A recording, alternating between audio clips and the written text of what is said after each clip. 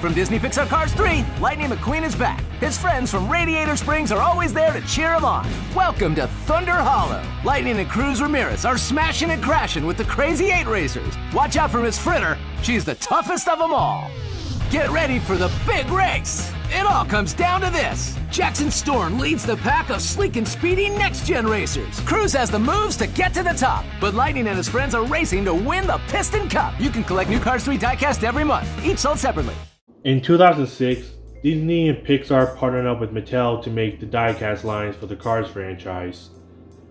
Their first countries in 2006 were Thailand and China, but in 2007, all the Cars diecast made by Mattel will be produced in China exclusively from 2007 through 2018. And with the technology advancing throughout the years, you would assume that the diecast will get even better, right? Well, no. It actually went downhill since then, and there's multiple reasons why. But we'll get more into it after I go through the golden era. So the golden era of Cars diecast was from 2007 through 2017. And the huge reason for that is because most of the diecasts rarely have any issues. There were no blurry decals, the extended universe line was great, and the playsets are way better than the ones from today. When Thailand also made Cars diecast in 2006, they barely had any problems too. I actually have some of the diecasts produced in China, like Tug McQueen, World Grand Prix McQueen, Cars 3 McQueen, the original Rusty's McQueen, I still don't like the name. And I used to have the original Fabulous Lightning McQueen diecast, and so much more Cars characters I have that were produced in China, but that was all changed in 2018.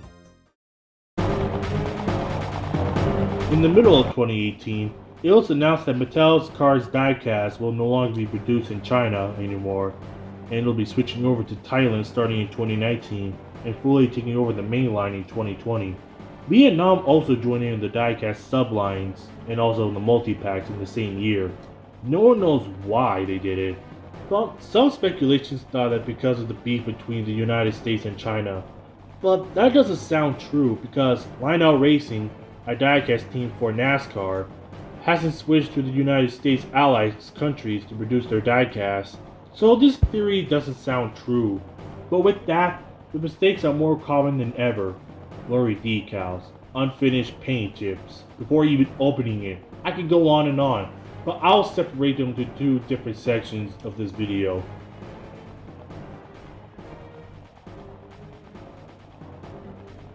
So here's the problem with current day Cars diecast.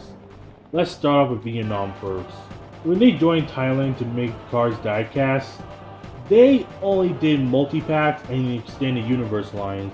They also help out with a few playsets like the GRC playset and the NASCAR Lane Change Race playset for the NASCAR line. But sometimes with their decals, they're hit or miss when it comes with the decals. When I got the 2021 NASCAR McQueen, I didn't even bother with the decals being blurry, but years later, I realized how much it mattered to the hardcore collectors. And I became a hardcore collector in 2023 because I really care how much is important to get the decals right.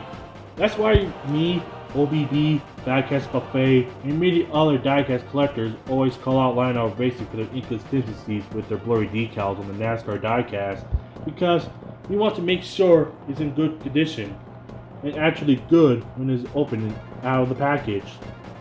You may be asking, why am I bringing this up? They're completely different companies. Well, I'm bringing this up because we don't want to have the same problems constantly being made over and over. And that's my next point. The Welcome to Radiator Springs 5-pack. I'm talking about the Radiator Springs Lightning McQueen in that 5-pack because what in the actual world happened to this car? Look at the decals on this thing. They're so out of place. Look how awful they are. The placement is just gross and disgusting. Now I can talk about the Thailand diecast because most of the time their diecasts are blurry, and that's the same case with some of the Thailand's extended universe lines like the GRC line. And some people actually prefer Vietnam's diecast over Thailand's diecast, but I'm not one of them. Yeah, both Thailand and Vietnam's versions of Radiator Springs McQueen are bad, but I prefer the blurry decals over the messed up decals. The point I'm trying to make here is that Thailand and Vietnam need to put up their game when they're decaling, because not a lot of people are going to buy your cars if they're not going to fix it.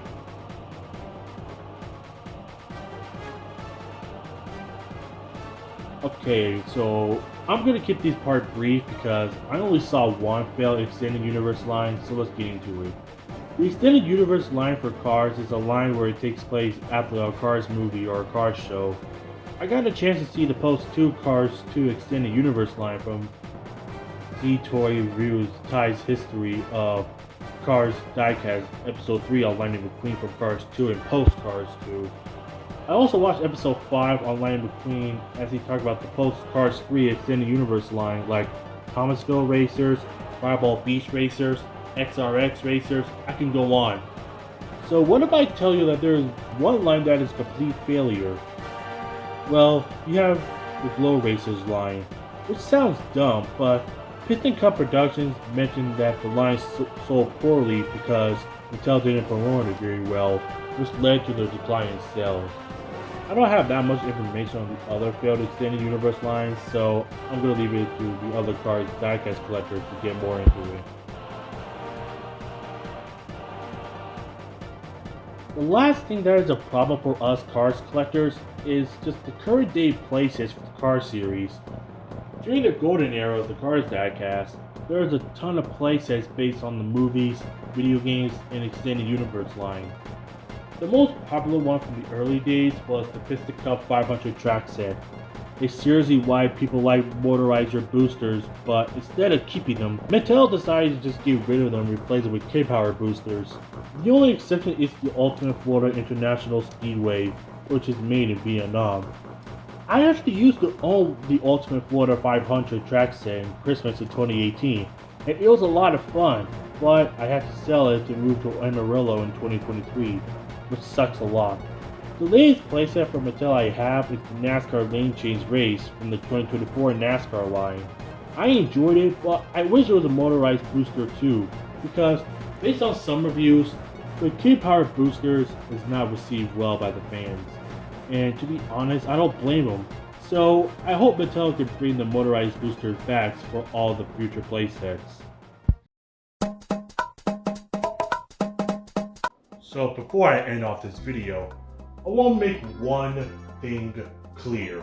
Because I know that some employees at Mattel will be watching this video and thinking I'm bashing on them because I hate them.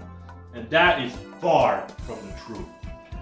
I didn't make this video because I hate Mattel and want them to suffer. I made this video because I love Mattel. I like what they do with their diecasts. My legacy on YouTube wouldn't be a thing without their help. And that is the main reason why I created Cars the series back in 2020. Because it was all of the diecasts I have for Mattel. And I want to see them succeed. And like I said, us NASCAR fans are suffering from the same thing from Lionel Racing. Because we want Lionel to get better and better because we show love and support. We criticize them because we want to make them feel better. So hopefully someday Mattel will get their heads up and listen to our criticisms to go back to the golden era. So anyway, that's gonna conclude this video. This is ChaseTPS, and I'll see you next time.